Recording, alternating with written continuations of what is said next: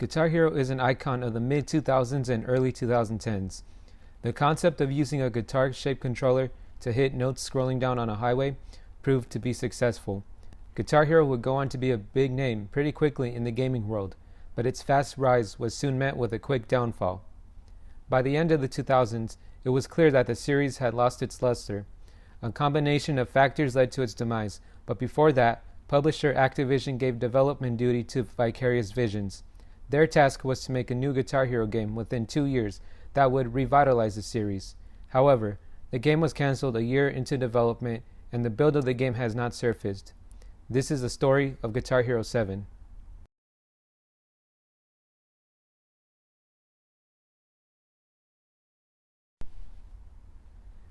A series that can be considered a predecessor to the Guitar Hero series is Guitar Freaks. The series was published by Konami and was very popular in Japan, so it was understandable that a publisher in the West wanted to bring a similar game to Western audiences.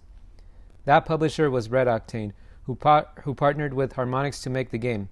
Harmonix was known for games like Karaoke Revolution and Frequency, so they were the perfect developer for what will become Guitar Hero. Guitar Hero was critically acclaimed and successful, which led to a sequel that was released the following year. When Guitar Hero 2 was released in 2006, it brought a whole lot of eyes to not just consumers, but the gaming industry as well. Activision in particular took notice. With successful franchises like Call of Duty and Tony Hawk under their belt, the publisher realized the potential success that the series could have. So in 2006, Activision would purchase Red Octane for $100 million, while Harmonix would be acquired by MTV Games later that year. Under Activision, the series would continue to experience success and expand into full band gameplay with their next two titles respectively, Legends of Rock and World Tour. Unfortunately for Activision, the series' success wouldn't last long. By 2009, the series saw 9 games released for various consoles and of various quality. While Guitar Hero 5 was well received, others like Guitar Hero Van Halen left a lot to be desired. Additionally, other games from other franchises were also being released, leading to an oversaturation of the rhythm game genre. On top of all this, the late 2000s recession and its effects led to consumers to shy away from the genre. 2010 saw the release of 2 Guitar Hero games, DJ Hero 2 and Warriors of Rock, and although both games got positive reviews, they only sold a combined 1 million units. The damage was already done and showed that Guitar Hero's golden age was over. Despite the less than expected sales of the aforementioned games, Activision did not give up on the series. In fact, they had a new game planned. Developer Vicarious Visions was given the task of making a new game for the series. Vicarious Visions worked on Guitar Hero ports for consoles like the PlayStation 2, so they were no strangers to the series.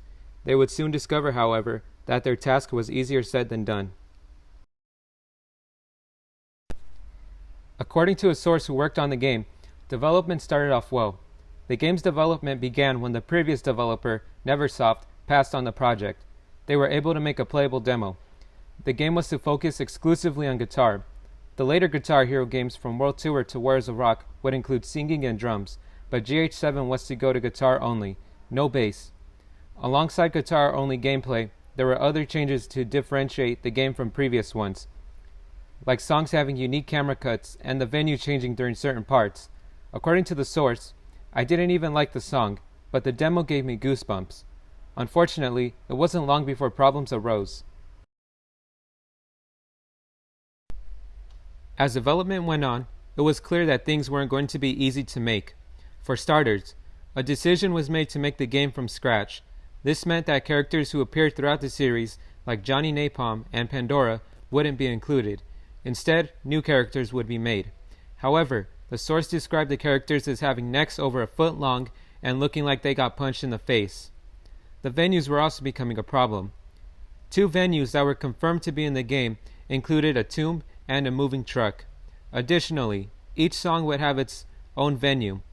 This concept was deemed too unwieldy, and the song selection was also a problem by itself. The source said that everything was being built around 2 songs, Turn the Page by Metallica and a thing called Love by The Darkness. As I just mentioned, the song selection was a problem by itself and for the venues. Due to a limited budget, the songs were going to be lesser known hits from the 1990s, as well as some songs seen in previous games. In fact, some of the songs were in previous games at least 3 times. According to the source, when the songs started coming in, a great sense of dread came about everyone with an active brain. As if the quality wasn't bad enough, the set list was as high as 80 songs. Obviously, all of the songs couldn't get their own venues, so the tomb and moving truck was used for all of the songs. The songs would still have different camera cuts and lighting, however. But arguably, the biggest problem with the game wasn't with the songs or venues. It was the series' trademark, the guitar. The guitar controller is a series identity. You probably are all familiar with it. 5 fret buttons and a strum bar. Later games included 5 slider buttons next to the main fret buttons. Guitar Hero 7, however, had a different guitar. This new guitar was going to have 6 fret buttons and 6 strings. These strings would be located where a strum bar would normally be. While this change could be commended, it also caused its own problems. For example, the source claimed that the guitar couldn't be manufactured in a way that would be affordable to the consumer. These new guitars were also said to not be very practical, and the strings were unresponsive and loose. A few of these guitars were made. Luckily for the team, their development hell wouldn't last much longer. Originally, the game had a 2-year development cycle, implying that the game would have been released around 2012 or 2013. However, then Activision CEO Eric Hirshberg visited the studio a year into development. He wasn't happy with what he saw and canceled the game as a result. A few members of the team were also let go. The Guitar Hero series was dead for a few years, until 2015. That year, a new game was released called Guitar Hero Live. This game was played from the first-person perspective of a guitarist and used live-action footage instead of being animated. The new guitar now had 6 fret buttons, 3 on top and 3 on bottom, and a strum bar. The game was released for 7th and 8th gen consoles, as well as iOS, and got positive reviews. Guitar Hero 7's build has never been seen by the public, nor have the controllers made for it. The Lost Media Wiki contains a few screenshots that show part of the game's set list. Guitar Hero Live, meanwhile, is the closest we have to GH7, as it shares some similarities with the cancelled game, like a guitar with 6 buttons. Until the build surfaces, however, the game remains lost. Thank you guys so much for watching my new video. Originally, this series was going to focus on gaming, but I eventually made the decision to focus on Lost Media. I plan on focusing on one piece of Lost Media per episode, though I will make non-countdown Lost Media episodes here and there. If you guys would like to see me cover a piece of Lost Media, let me know and I just may do it. Until then, see you next time and have a wonderful day.